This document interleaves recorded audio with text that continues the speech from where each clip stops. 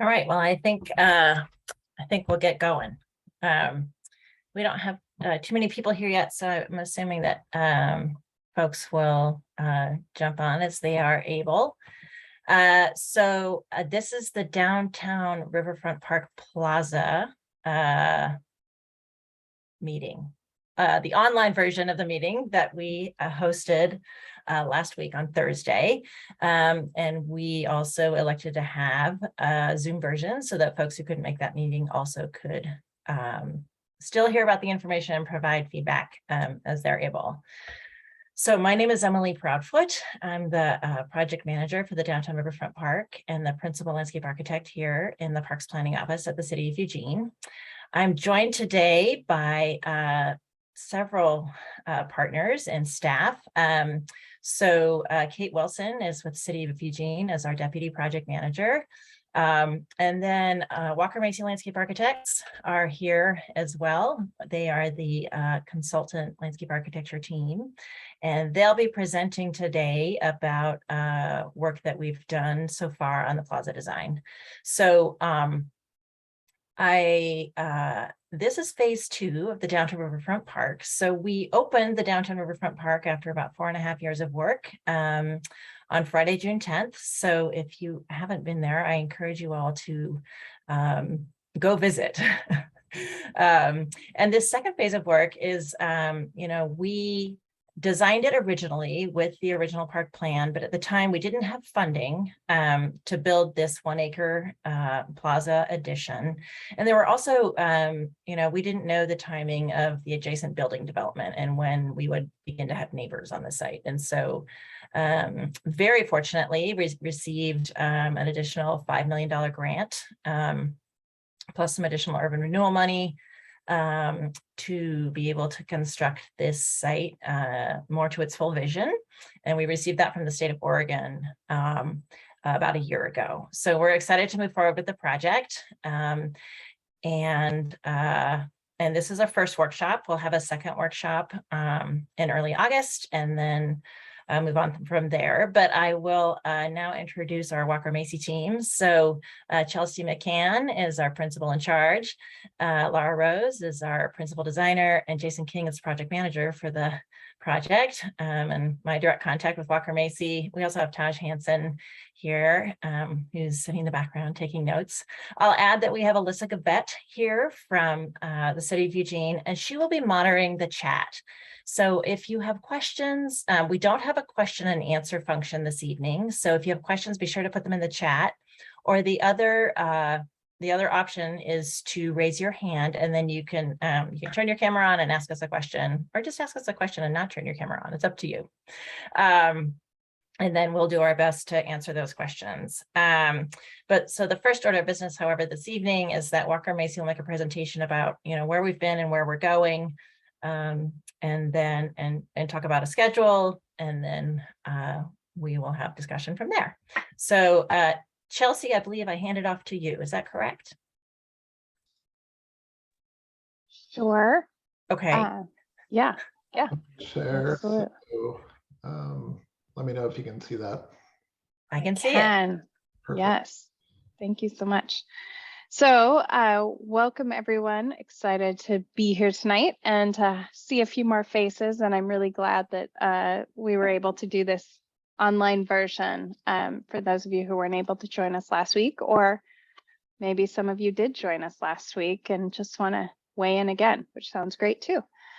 So first off, why don't we move to the next slide?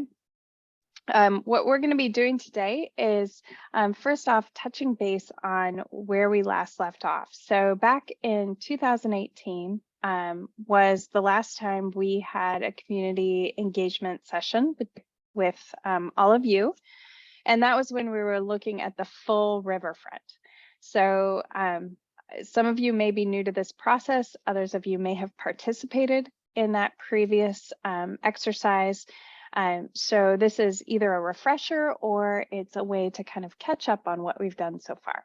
So back in 2018, we were engaged by the city to help create a vision for all of the riverfront. And so we did a series of engagement meetings, stakeholder meetings, community open houses, surveys, all of it, and gathered a ton of great feedback that really helped us create a vision for the full riverfront, including the Riverwalk Trail, as well as sort of this upland plaza in this new district to be developed on what was eWeb's main facility.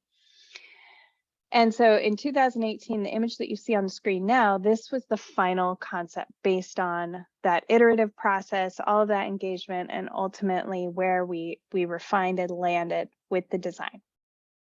So next slide. So at that time in 2018, one thing that we did have to talk to you about was that the project was being split into two parts. And part of that had to do with funding. And the ability to really bite off a first phase that could be built within the time frame that was necessary. At that time, we were targeting the World Track and Field, which then a pandemic hit and that all got delayed, but it was going to be happening a lot sooner than it is now. So phase one ended up being the Riverwalk, which has now been built. And so we'll show you some glorious images of that. But today, the big focus of our conversation is going to be on phase two, which is Upland Plaza.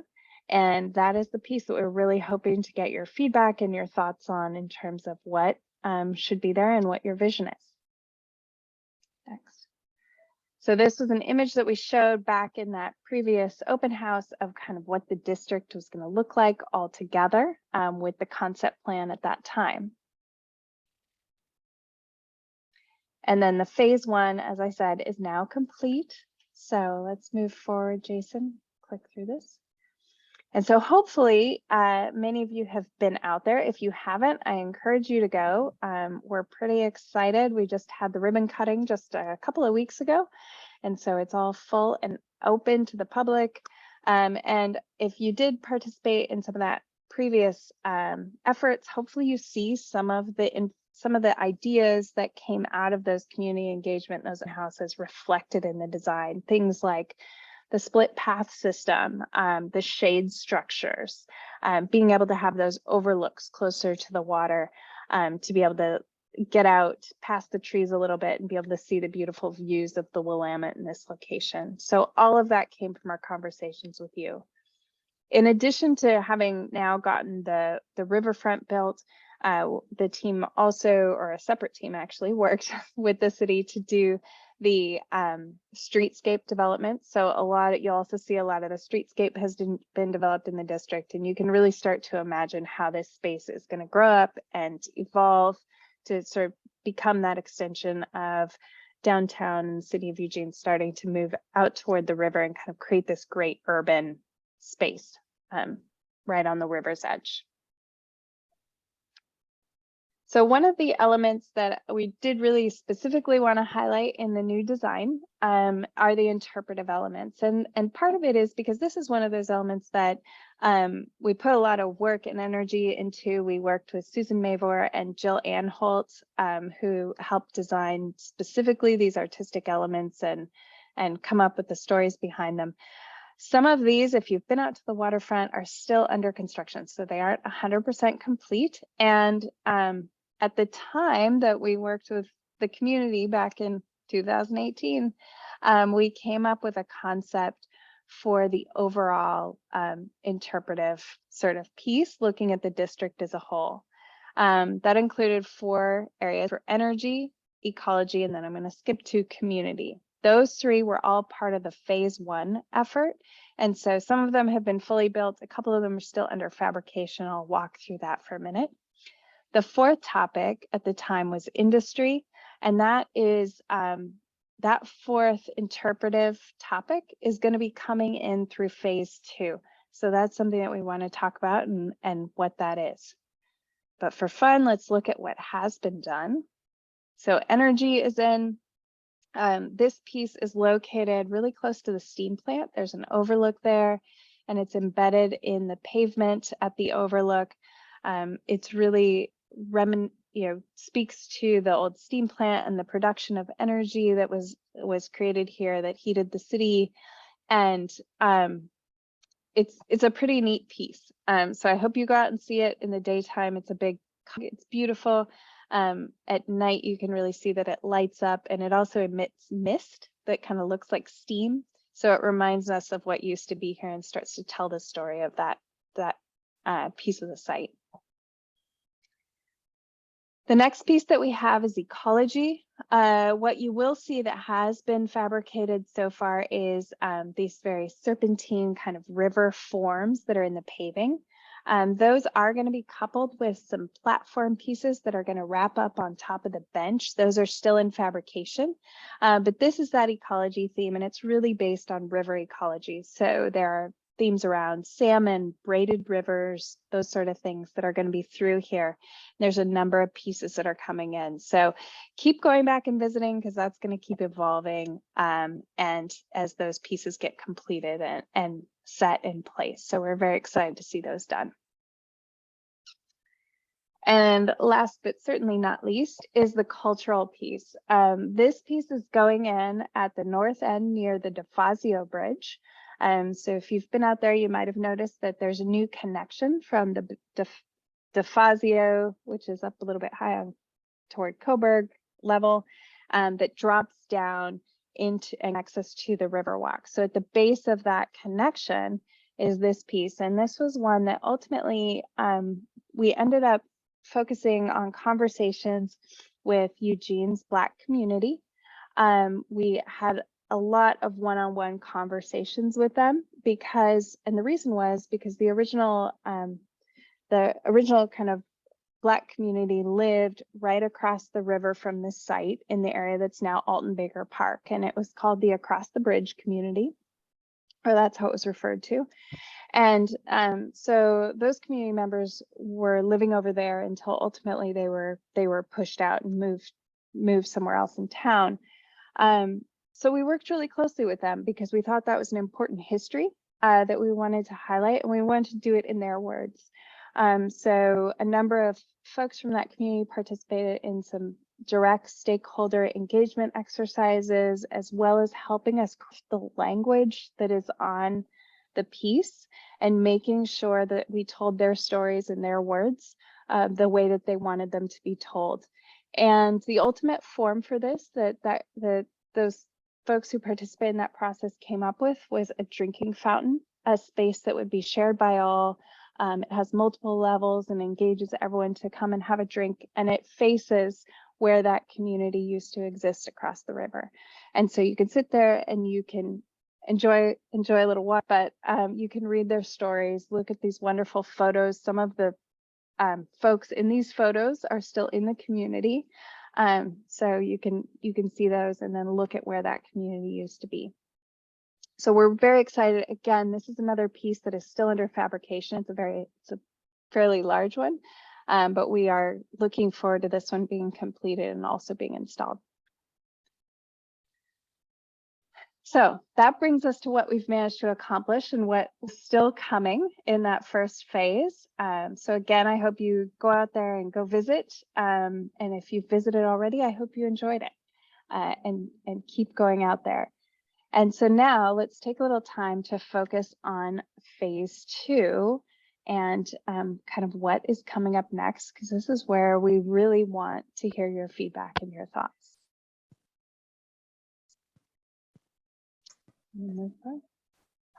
So when we met with everyone previously, we developed a concept based on some goals and values that we heard from you. One of our first open houses, when we first kind of met everyone, we were asking folks what their priorities were. And these became a series of sort of guiding benchmarks for us and ideas, so that any design concepts that we came up with, we had to sort of keep coming back to the values and goals that you, the community, had laid out for us. Those included having an inclusive park space, someplace that is welcoming for all ages and abilities, and that's really for everyone. You wanted a space that was flexible, that had a lot of things to offer, so that people could come there and no matter what you're looking for, a little quiet space, or maybe you want someplace active and playful, that there would be a little bit of something for everyone, as well as spaces that could be converted for bigger festivals. So flexible plaza or open spaces that can be set up for bigger events, as well as be taken down on regular days. So providing that flexibility. You wanted spaces that would be sustainable, and specifically talked a lot about stormwater treatment. We are so close to the river that making sure that we're doing the right thing for our river environment was important, and making sure that we're making good choices in terms of how we manage things like stormwater, material selection, those sort of things. You asked for a space that focused on cultural and environmental topics. So in Eugene, your community is very important to you, and you have a very diverse community with lots of people coming from different backgrounds and different perspectives. And that was something that you all wanted to celebrate. And I think that's wonderful.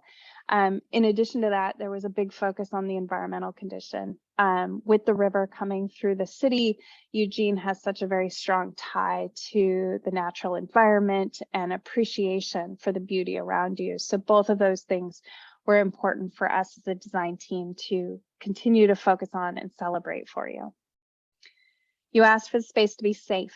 There was a lot of conversation about wanting the space to feel safe at all hours, and so making sure that we think about how things are designed, appropriate lighting, all of those aspects to make sure that it always feels safe and welcoming. And then during that whole process, we also talked about what kind of space that you wanted. It is a more urban environment in this case, because we are close to downtown, but as a community, we gave you options, everything from very green and lush and kind of soft, all the way to very urban. And ultimately, the community wants something in between. You have a lot of very soft, restorative park spaces all up and down the river. So this was kind of the one space where you want something a little bit more urban, but not too far, not super urban. So lots of green, lots of sort of softness mixed within that. So that was really our focus.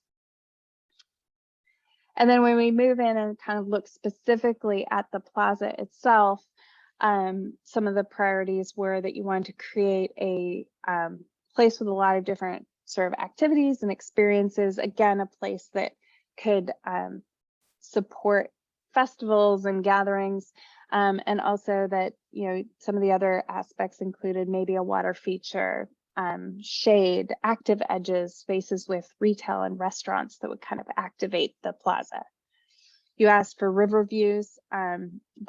Sometimes it can be hard in the city to see the actual water, so having an idea of that connection to the water was really important, and ideally being able to see it when you can. And then permanent art. Art was a piece of the conversation, and so we're excited to see how that plays out in this next phase. So again, that is kind of a lot of the input that we got. And for those of you who participated in all of those activities, hopefully that sounds familiar. And for those of you who are new to it, hopefully it still resonates, but today's the day for us to hear if you think your priorities have changed a little bit.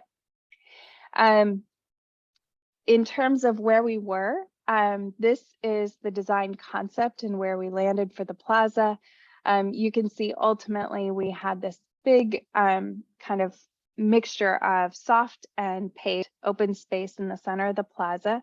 The soft space was a big kind of mounded green, maybe a grassy knoll that people could go and sit on and enjoy, sunbathe a little bit.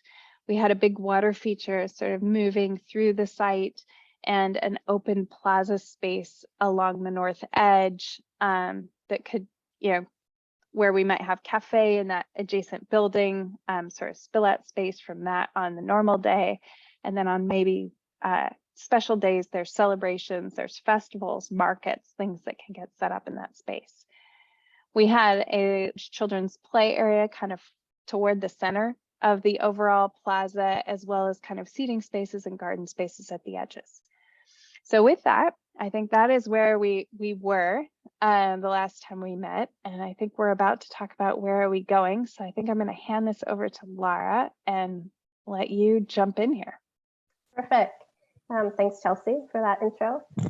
So since we presented that concept design to the community, we went through a process of really working a little more closely with the development team. And so they have been working on developing plans for all of these buildings. We started talking to them kind of more closely right before the pandemic, where we learned a little bit more detail about what they were thinking. And that in turn has influenced the plans for the plaza. And so what's shown here are kind of the key parcels that relate to the plaza portion of our project. Parcel 8 is envisioned as a restaurant space or food service.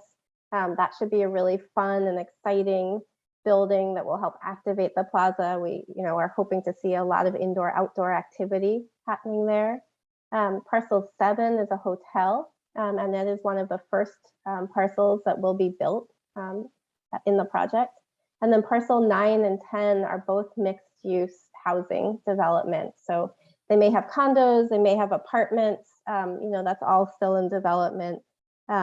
Parcel 9 may have a cafe or some kind of small, retail aspect to it that actually, could also activate parts of the plaza. And so with that, let's look at the next plan.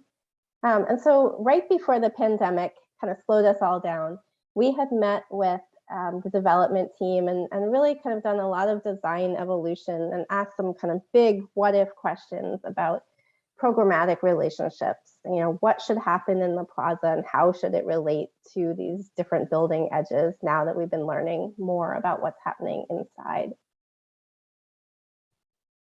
We can keep flipping. And where we landed was very similar to where we landed with the community, but with a few adjustments and some clarity on a few really important principles. And so this is a little small on my screen, but hopefully everyone can read it. Starting from kind of the upper right, these purple cones represent view sheds. And so one of the most important themes that came through as we talked to the city further and talked to the development team is that really framing and maintaining views from the street out through the space, upriver is really something just critical to the success of the project. And we know that those special views of the river, are in that direction as you look up the river. A few of the other things that came out through conversations were kind of thoughts about wanting to maximize plaza space and something that's maybe not only linear along the building like it was in the previous scheme, but really celebrates the fact that we have this amazing riverfront and we want a space for community gatherings and cultural events to really happen out closer to the river. We retained a lawn in the position that it was before, although in our current thinking, it may be a little flatter or lower than it was initially. Again, not wanting to kind of block views from all of these buildings out to the river.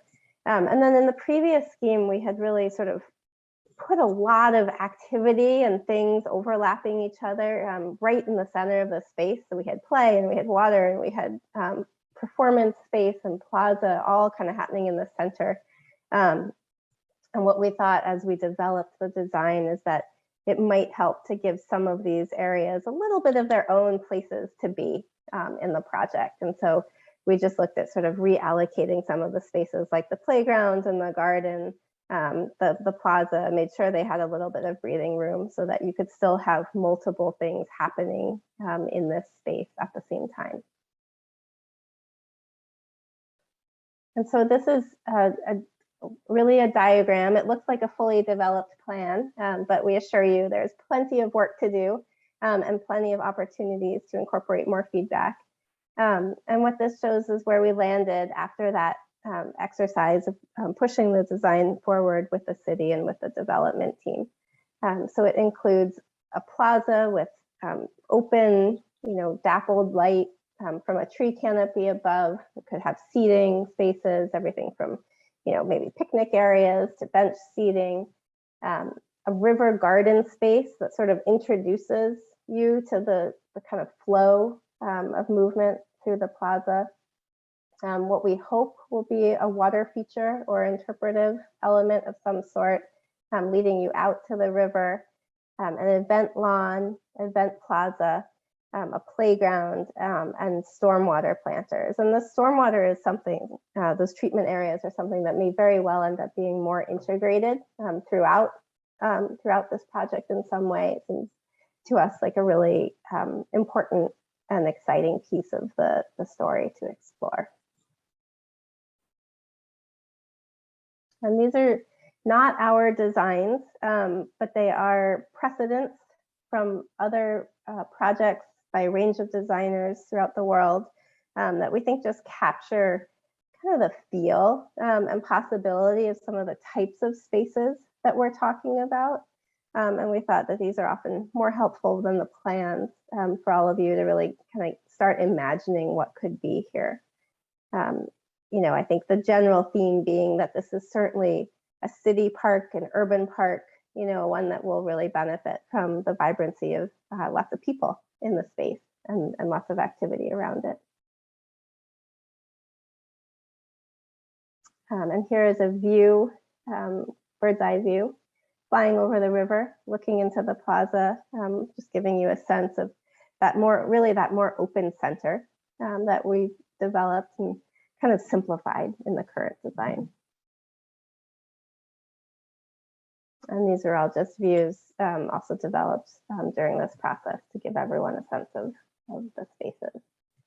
One of the most interesting features that we hope to have fun with is this piece, the water feature or other interpretive feature. Right now, the city is considering 3 locations for a potential water feature, one being this site, and then 2 others, including the existing eWebsite or the park blocks where the farmers market takes place.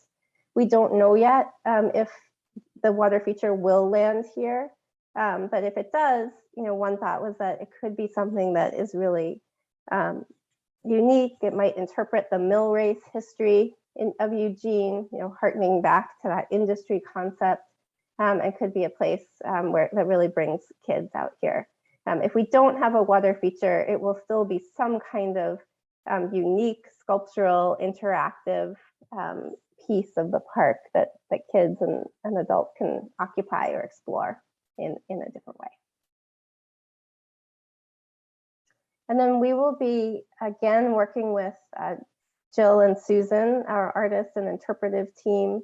Their firm is called Story Space, and so they will be working with us to really make sure the stories we started telling along the riverbank are carried into the park, and then it's all stitched together in an interesting way. These pink zones show areas where some new art may take place, and so the project includes a % for public art.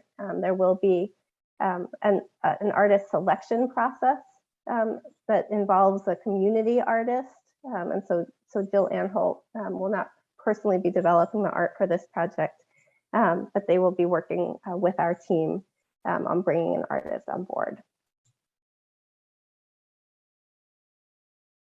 And with that, I think I'm going to hand it to Jason, our project manager, just to talk about where we're going next.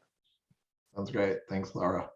Yeah, so here we are here, which is an extension of Open House 1, the virtual component, and getting this feedback on the where we're at and where the design is at the moment. And we're really excited to continue refining that design over the summer with input from this open house, from the city and the development team.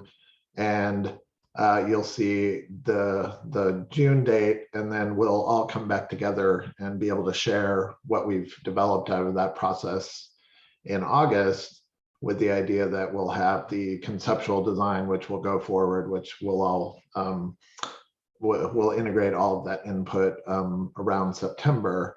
And then the bigger picture from a design and development standpoint is throughout the late part of this year and all through next year, we'll be developing the design, doing construction documentation and permitting, all the back end that we need to go through the design process and realize it, with the idea that it'll go out to bid around the end of 2023 in the winter, which is the optimum time to put things out to bid. And then construction will happen from spring 2024 with a park opening date in around March of 2025. So that's when we will come back and celebrate the phase 2, and some of the development aspects will also be happening concurrently with that. So there'll be a lot of activity on the site between now and then, and it'll really come to life. And as Laura mentioned, there's the artist process that's also happening. There's throughout the summer where there's a process through the city to do a selection process, so a call for entries for artists, and getting submittals for potential artists that would be brought on board and selected in September. And we're really excited that this will be really integrated into our design process, and that the artists won't like come in after it's all designed and find a spot, but we'll be able to integrate that into the overall design. And that will be happening over the course of the summer and will be selected in 2022. So I'm going to pause here for the clarifying questions if Emily and team want to see if there's any questions. I think you can raise your hand or put anything in the chat. And then we have a couple of specific questions as well that we wanted to pose to the group. Wonderful. Thank you, Walker Macy. I love these drawings. And again, I think it's important to realize these, again, are still a high concept plan, but I think they really do help us visualize actually the character of the spaces that I think we've been, asked to design through previous processes. So does anyone have any questions about the design or the process so far, or anything at all that they would like to ask about?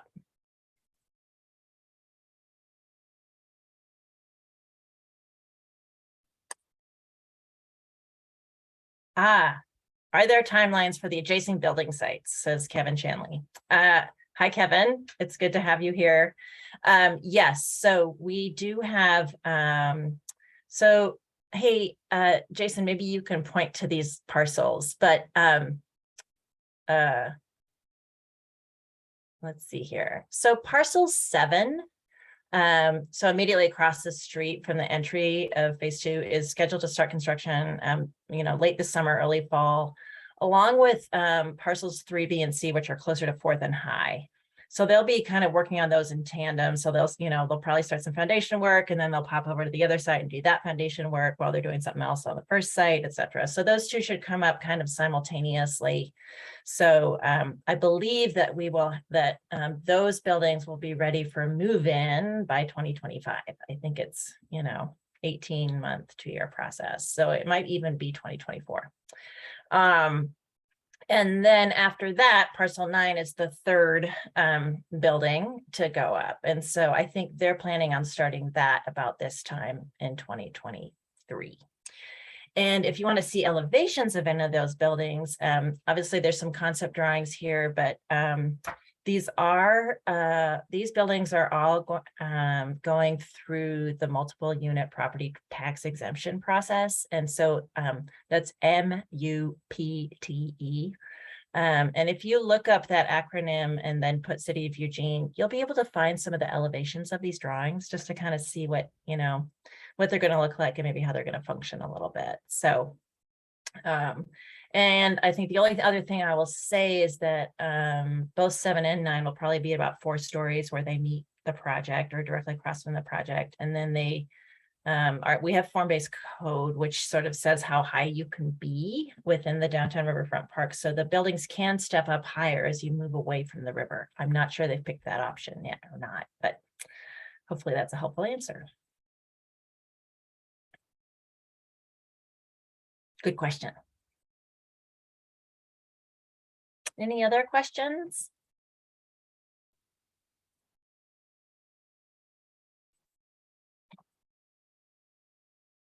Okay, Let's move on. Walker Macy. Would you Great. like to ask the questions in the pink box? Ask the question.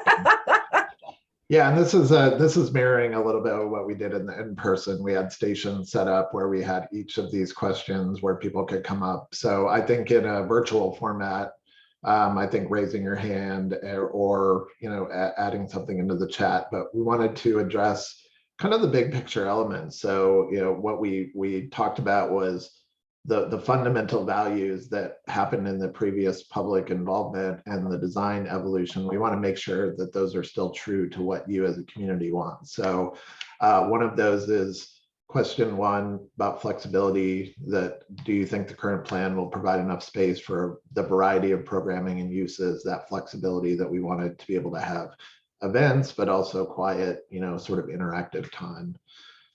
Question 2 is about balance, that the balance of green space and paving. It's a urban plaza, but it's not, it's the riverfront location. So it wants to have that softness and that naturalness, but also that flexibility to be able to work with hopefully lots of people enjoying it in various ways. And then one at the previous open house, people had a lot of input on was the idea of does it feel inclusive to everyone in the community, and does it feel safe? So is it welcoming for communities and visitors, and does it have those components that'll really feel like a community space that everyone can enjoy and appreciate? So I'm going to flip back to the plan so it'll be easier to kind of look at that with the lens of these questions, but or I don't know if I leave these up so people can kind of still absorb them, but. Well, why don't we leave up the questions, and then as we answer them, maybe we can flip back to the plan, Jason. That's great. So now this is a great time for folks to, answer these questions, provide feedback, ask actually anything you want as part of the discussion. Happy to invite you to you can turn on your camera or put it in the chat, either way.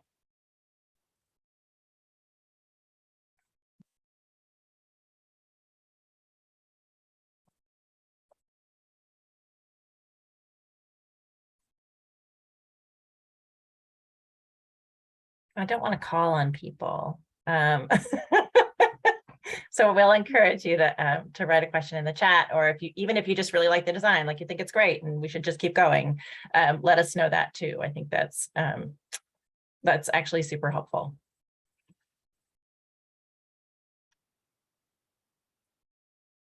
I think everyone's feeling shy tonight, Emily.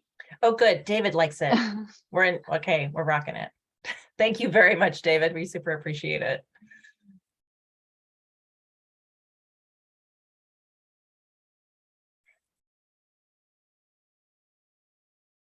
Oh, that's a good one. Let's see here. Thanks for your question, John. So what kind of any leverage does this project have on influencing the buildings that will be adjacent? Chelsea or Laura, do you want to talk about just that relationship? And then I can sort of talk about the design criteria within the neighborhood. Sure. So Laura, you want to go? Go ahead. We can tag team it. So, we have worked throughout this process, worked pretty closely with the developer team, not because we're necessarily they're guiding our design or anything like that. It's really just trying to understand what they are doing and how can our space respond to and kind of work with the development as that evolves, and their goals and their aspirations for those development parcels have changed a bit since we first started this process a few years ago. So that has, as Laura described, that has led to some evolution in what we were thinking there. I think we are really very encouraging of that team to create active ground floor where we can, because we think it is really important for creating a vibrant and exciting district, and it will only benefit the public open space. So we do kind of every chance we get, we try to push on that and really encourage that kind of development to start to go in. And Laura, did you have anything else to add? Yeah, I was just going to say that even though the development team, and our design team are two separate entities. You know, at the end of the day, the development projects will benefit from the park being wonderful, from being safe and inclusive and sustainable and active and all of those things, those goals that came out. And the park will benefit from the activity and the eyes on the park that the development brings. So it really is, you know, a win-win situation going forward as far as we see it. Yeah, I agree with all of that. And then just so folks know, there are, just from a building design standpoint, there are a specific set of design criteria that have been developed in collaboration with our master developer. So there's like you have to keep the view corridors open. So there's some form-based code that talks about, you know, how big your buildings can be and a few things like that, sort of massing.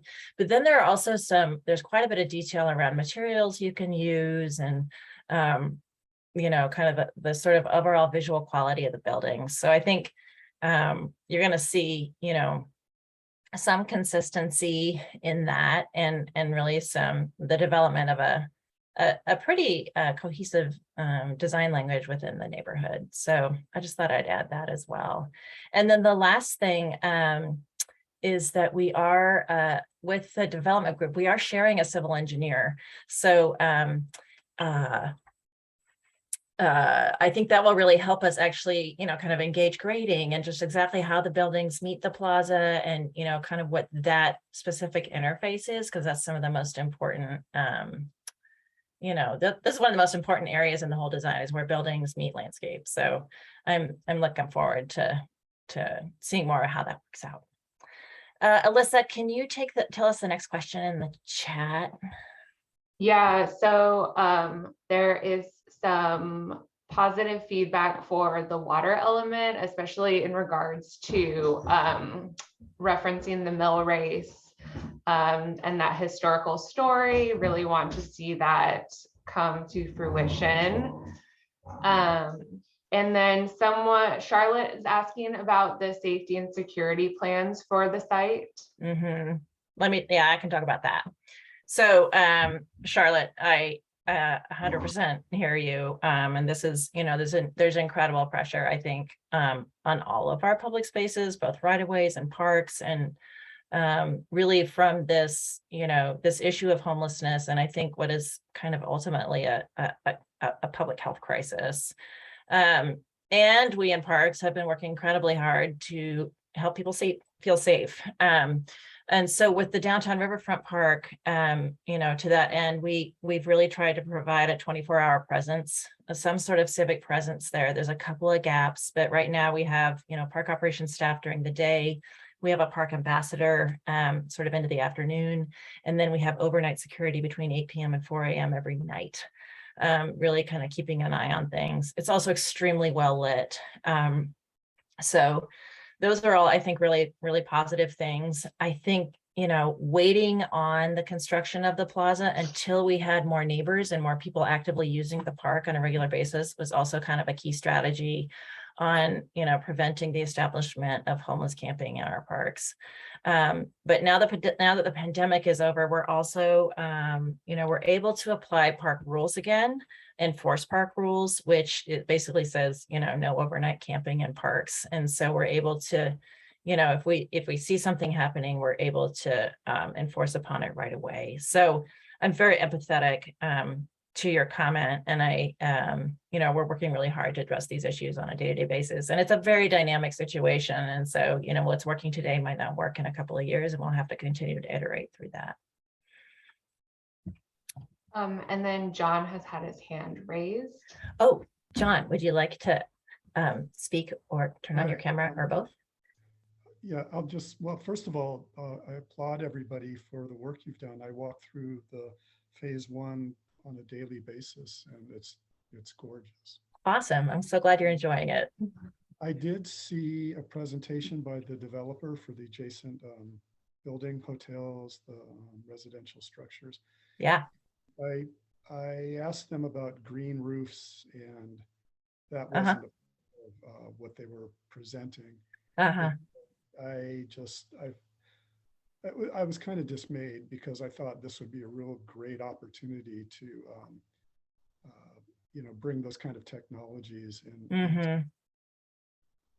So Well- that's just kind of just comments on that. Yeah, I can, yeah, I hear you. And, I guess that, they will still be held. So, to some degree, like the buildings that we're showing are super high concept. And they're, they're almost mimic sort of the lot lines. And so they will have to treat their stormwater on site, in some sort of vegetated way. So there's no sort of district stormwater plan. Each site actually has to treat their stormwater themselves. So while they might not do a green roof, there is likely going to be some sort of, green infrastructure within each parcel because they have to treat their stormwater before it leaves their parcel. So that's the encouraging thing I can say about it. Which techniques they, decide to use is really out of our control. But ideally there will be more green things to, really kind of support that important function. Thanks for your question. It's great. What else do we have, Alyssa?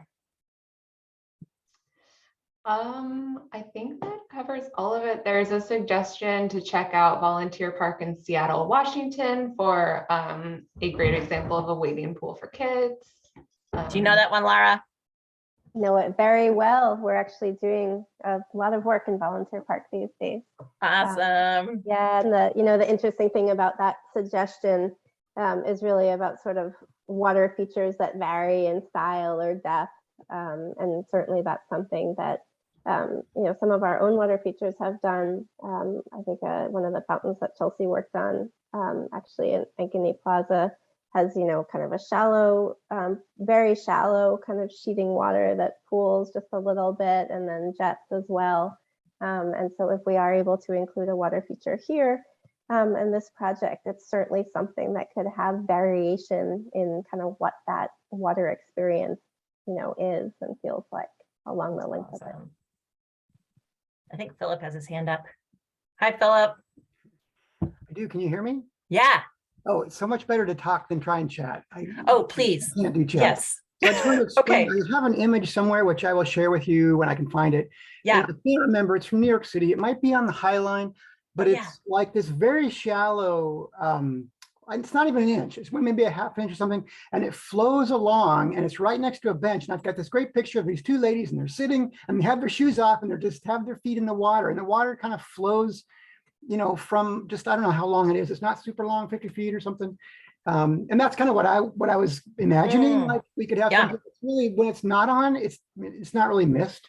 Right. But adds such a cool, literally cool on hot days. So that I just wanted to share that. And that's so wonderful too, because it gets at the ways that people of all ages can enjoy water. It doesn't have to just be for little kids, right? It can be for everyone in different ways. And for those of you guys who don't know, Philip is my oldest colleague in City Parks. So thanks for being here, Philip. All right, let's see, there's another question. Emily, this is a little outside of the scope of the project, but Okay. David is asking about an update on the railroad quiet zone. Oh, Do you that's a really have good question. Info about that? I do, I can help. And I think it's a really good question because actually, there are several projects that have been going on at the Riverfront all at the same time. So I think they all help and support each other. So I think, those are great questions to ask as well. The Railroad Quiet Zone is the weirdest project in the whole world right now. So, we've been through many design iterations and we have to work with the railroad, which is obviously it's their facilities. And the specific, what we look to accomplish with a railroad quiet zone is that at each crossing, every single bike or pedestrian or car or truck or whatever it is knows exactly where to go because there are specific controls in place to do so. Anyway, so the designs are complicated and they have to get bought off by the railroad. we have submitted designs several times over, and like the rules change and all this kind of stuff. And now the city is in collaboration with the state of Oregon is actually in legal action against the railroad companies because they won't respond. So we're having to take legal action against the railroad just to make them answer our questions or engage in the conversation. So it's stuck, but it's because like the railroad won't talk to us. It's bizarre. And certainly not a place I think where any of us expected to land, but as we've gone through a bunch of design process, which has mostly been pretty successful. So that's all I have to say about it. It's just kind of stuck. And I'm assuming it will it's like the train stuck at the crossing. Like I'm assuming at some point it will slowly move out of the way again. But it's a very odd position for the city to be in, given how long we've committed to this project and the funding that we've committed to it. So hopefully we'll get moving again soon. Let's see, other things, Alyssa? There is a comment from John about another city's use of space under a viaduct. Oh, yes. Yes. Oh, great. Good link. Thanks. Thanks a bunch. Yes, space under viaducts are useful. And it's, when we can activate those spaces, it's especially useful because I think also, they are simultaneously providing shelter for homelessness and for also just illicit activities. So, I mean, if you're camping under a bridge, I think it's one thing. It's just all of it can be really challenging with mental illness and sort of criminal activities and things like that under viaducts. So I think we've had some good success, activating our viaduct under the I-105 for the skate park and the associated basketball hoop. And the areas under the viaduct, in this case, I believe, Parcel 7 will actually have parking under the viaduct to serve their buildings. So each site self-parks.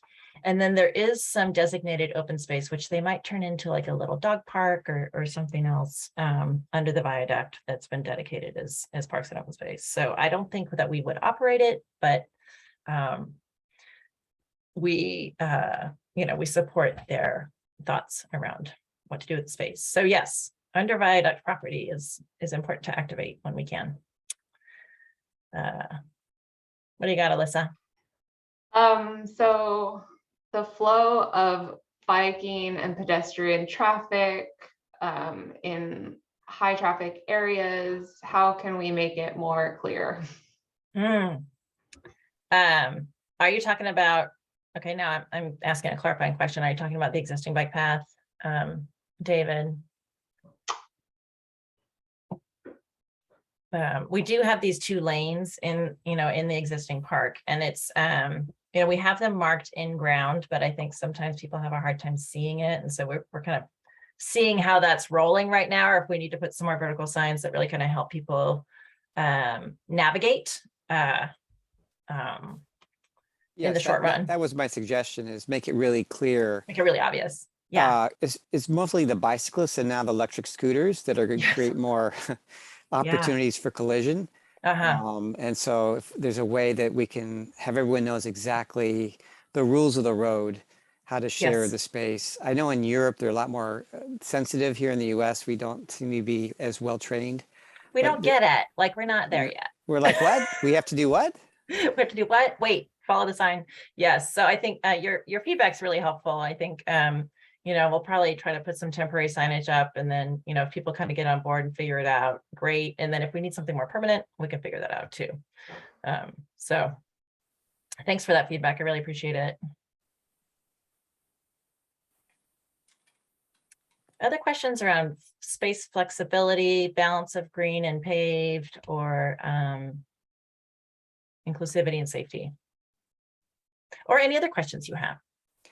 I have another question. Sure. So there are no connections to the water itself for safety reasons, meaning people might. Oh, on the existing project? Yeah. Yeah, correct. So we're, it's really, we're operating on the outside of the river. The bank is really pretty steep, and the water is pretty quick on that side. Right. And so really the strategy here, to Walker Macy's total credit, was really to lay the bank back and then create these extended overlooks to actually feel like you're really on and over the river. Those experiences I think are pretty remarkable because you can really feel the river. But we have one spot, there's a tiny little set of kayak tie-ups in the existing eWeb Plaza for folks, and some stuff's down there. But what we're really hoping for, and you know how we are in parks planning, we look for the long game. What we're really hoping for is actually to develop Alton Baker Park really is that sort of put in space and water recreation space over the long term. And so we'll be actually, next year, we're starting a new master planning process for the Alton Baker Park site. And so I think we'll be, fully engaging, what does it mean to, engage the river at that site in a meaningful way. What we did do instead was actually create a much more clear path to get up and over the DeFazio Bridge, from the downtown Riverfront Park. So I think that is helpful, even though it's not touching the river. So that's a great question. Thanks, David. We also didn't do, for timing's sake, we didn't do anything below ordinary high water on the project. So that, basically that kind of limits how we access the river. And the reason we didn't do anything below ordinary high water is because the permitting for that is a years-long process. And we were supposed to have it done by the games. So we actually, I think we simplified some technical aspects of the project, and we saved quite a bit of time, from getting permits and things like that. But we're also pretty concerned about the quickness of the river on that side, because there are drowning deaths every year in the Willamette, and so that was a safety concern for the city for sure. Well, and I would agree with your choice in part because it gets too many activities mixing together, people Yeah. carrying kayaks. So, Yeah. I think Alton Baker is a great idea because there's a place for parking, it's flatter. Yeah. It's just a So, little more room. Yeah, no, I think it's the wise, it doesn't have to be for everyone. I agree. Great. I'm glad you agree with it. Yes. I'm excited about that future vision, actually. It's beautiful. Love it. What else, Alyssa? Well, John has a great idea about creating a zip line that goes to Alton Baker Park. It's an obvious choice. I mean, And several people have suggested it. Yeah. And I said, we're not going to have one that goes to Alton Baker Park, but there will be a zip line at the Eugene Riverfront Festival next month. So got that little plug in. Come on down. So great. And I'll share my personal comments. Sure. Awesome. I'm super excited about this. I love the layout and design that you guys have made. And in talking with some of my neighbors that have families and kids, they are just super stoked about the idea of a playground in that area, because there's not one in Alton Baker, there's not one in the downtown area. So for them, that aspect is super important. Yeah, I think that's a really nice, I think what the plaza will do and the amenities within the plaza really round out the downtown riverfront as a kind of a full service park. One where we can just program things, but there's also just, you can grab a coffee, you can watch your kids play, you guys can walk on the river, you can go do a whole bunch of different stuff. And the more family friendly we make it, the more people come to visit, the more people bring their families when they're visiting, and things like that. So I think as much as we can activate the sites and then leave room for other activations, we're in a great place. Yeah, and we've had a lot of interest from food cart vendors, food trucks about being there. And I know that there will be the restaurant at some point, but even just in the interim, because that's probably, a few years out, being able to station some food trucks there is important. So that kind of speaks to the utility pieces of it, Walker Macy Yes. team. Yep. Power. Power, Lots of power. water, maybe even grains. Yeah. How about for canine sanitation stations? Yes. We have dog poop bags out there, and we try to Yes. put them next to trash receptacles. So, we try to make people kind of think about that. It's not always successful.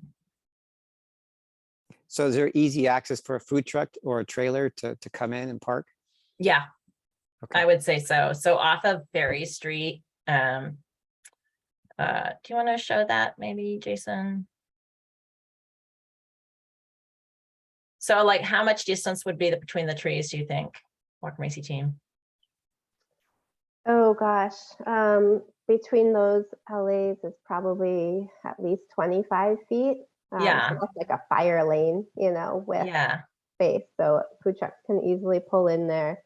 And we're Mhm. going to be developing, you know, looking at those kind of those issues and questions about access and make sure it Mhm. makes sense. Because certainly we will want food trucks or other, you know, trucks associated, say, with like an event to be able to drive down to that plaza space. And park maintenance vehicles and all, you know, all kinds of things. So I think, you know, your point's well taken, David, just sort of access for, you know, this variety of uses and supporting that flexibility in the space and movie night and everything else.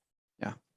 Well, you know, you look at Portland and they have many different neighborhoods with food cart areas. So Eugene in the next 20 years is going to be a mini Portland with different neighborhoods. So creating They're that, popping up. it's pop-up neighborhoods. Exactly. And the river is going to be very popular. Yeah, it's good. Philip, yes. Thank you, Kevin.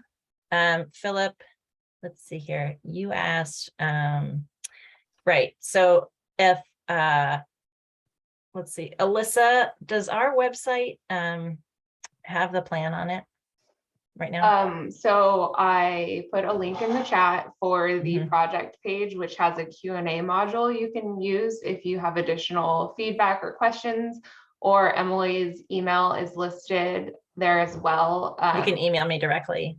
Yeah, we'll get some of these updated designs and stuff on here, and then we'll also upload this recording if you want to relive it. Watch it again.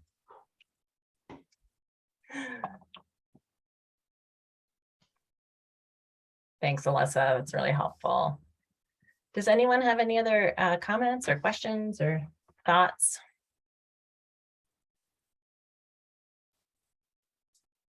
Oh, that's great. Thanks, Charlotte.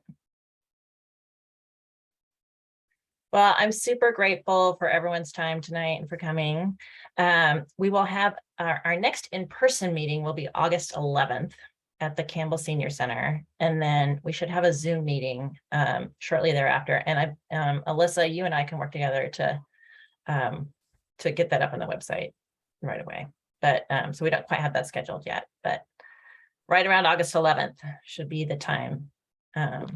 So we will be making, you know, the Walker Macy team will make some adjustments based and some refinements based on a lot of the comments we've heard. So I think it'll be fun to see how that evolves based on people's thoughts and comments. So we are very appreciative of your time and your thoughtful discussion. So thanks. All right. I think that's it. Have a good evening. Thank you, everyone. Bye. Bye.